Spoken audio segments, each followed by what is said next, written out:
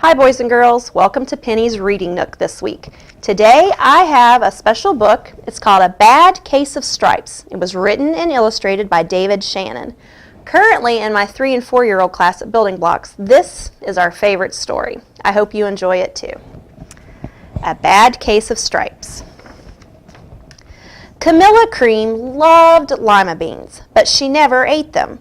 All of her friends hated lima beans, and she wanted to fit in. Camilla was always worried about what other people thought of her. Today, she was fretting even more than usual. It was the first day of school, and she couldn't decide what to wear. There were so many people to impress. She tried on 42 outfits, but none seemed quite right. She put on a pretty red dress and looked in the mirror. Then she screamed. Her mother ran into the room, and she screamed too. "Oh, my heavens," she cried, "you're completely covered with stripes."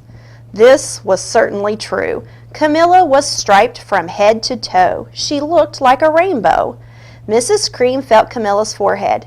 "Do you feel all right?" she asked. "I feel fine," Camilla answered, "but just look at me." "You get back in bed this instant," her mother ordered. "You're not going to school today."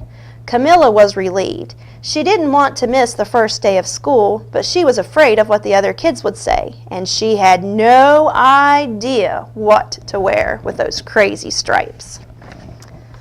That afternoon, Dr. Bumble came to examine Camilla. "Most extraordinary," he exclaimed.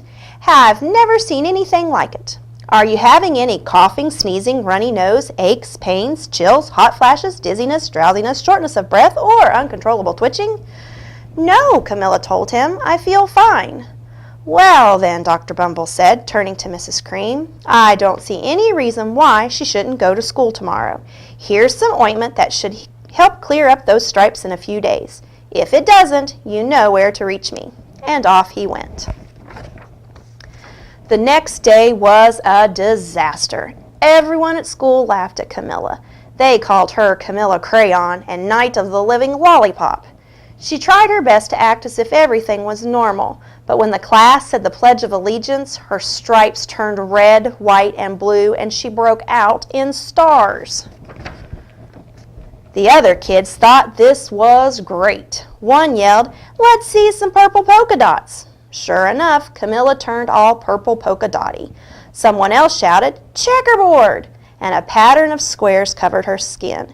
Soon everyone was calling out different shapes and colors, and poor Camilla was changing faster than you could change the channels on a TV. That night, Mr. Harms, the school principal, called.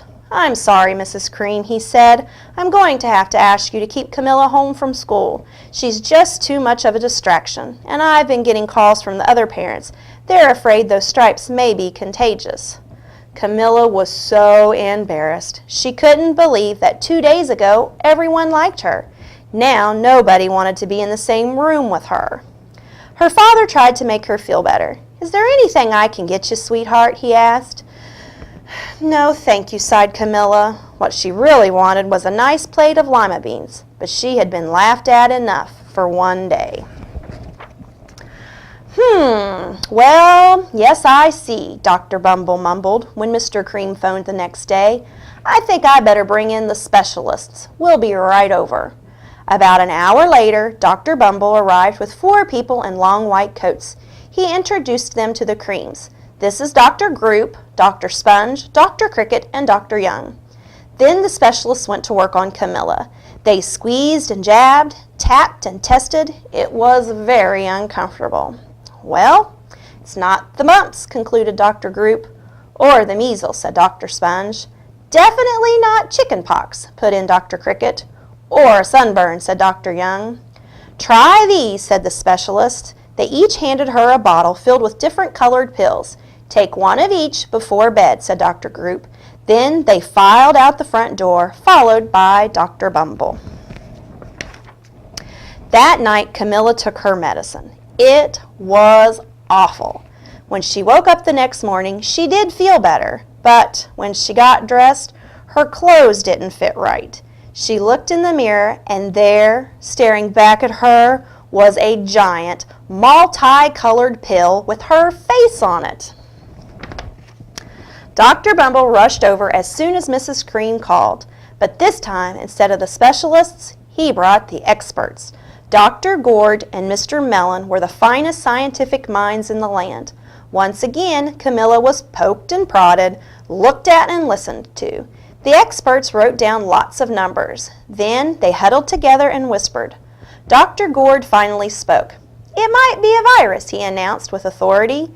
Suddenly, fuzzy little virus balls appeared all over Camilla. "Or possibly some form of bacteria," said Mr. Mellon. Out popped squiggly little bacteria tails. "Or it could be a fungus," added Dr. Gourd.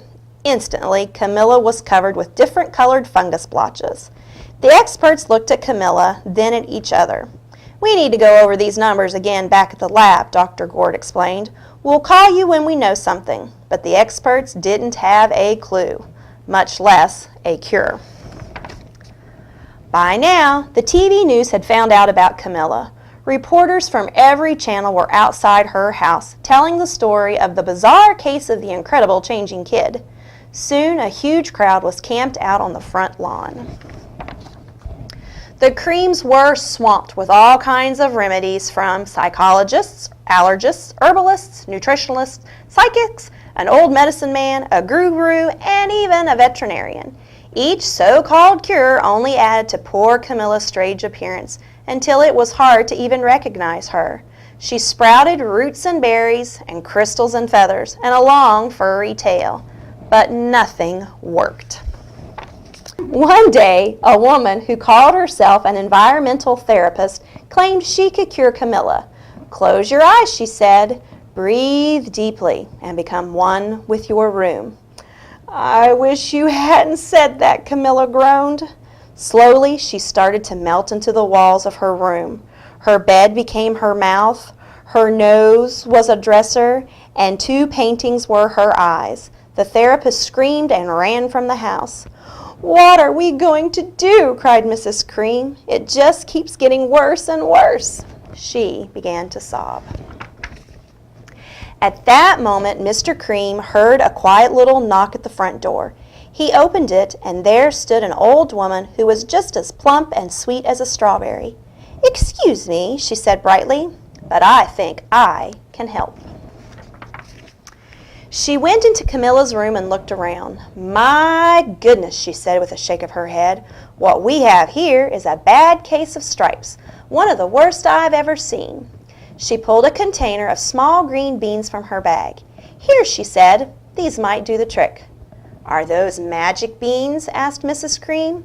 "Oh, my, no," replied the kind old woman. "There's no such thing. These are just plain old lima beans." "I bet you'd like some, wouldn't you?" she asked Camilla.